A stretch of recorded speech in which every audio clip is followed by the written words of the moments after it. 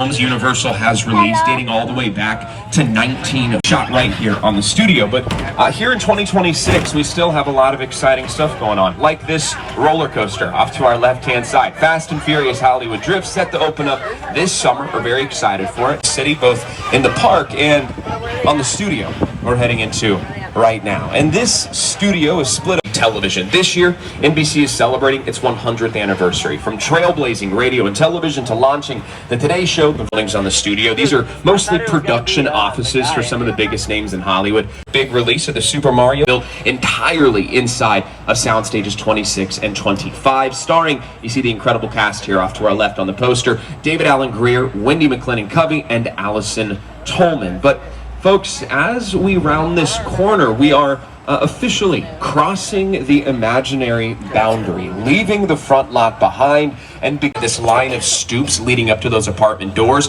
You can see this in Home Alone 2, Lost in New York, star Macaulay Culkin. There's a scene where Kevin stands on that rooftop and throws bricks down at the bandits, Joe Pesci and Daniel Stern. But you can also get a great look at it in this clip from Bruce Almighty.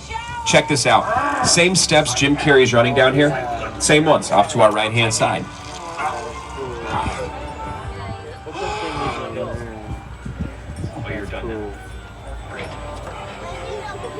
Beautiful. And as we leave one of our more residential areas behind us, five-star Michael J. Fox and Christopher Lloyd.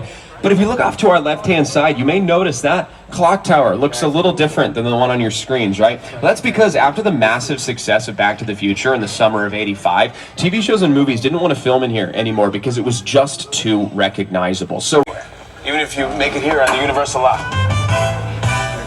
That's right. We call it New York Street, but are by no means limited to New York City. The set's specifically designed to be able to become any city across the world. It's appeared as Los Angeles in Michael Bay's Transformers. It was Chicago in the 1980 comedy classic The Blues Brothers. Even Gotham City in George Clooney's Batman and Robin movie. Peter Jackson. It's the original King Kong that made me want to direct movies. I saw that movie on TV when I was about 8 or 9 years old, and I wanted to become a filmmaker. I like films that just take you away from your real life and sweep you up in adventure. And to me, Kong literally does that. I mean, you're on board the ship, you're sailing to a lost island, you're encountering monsters.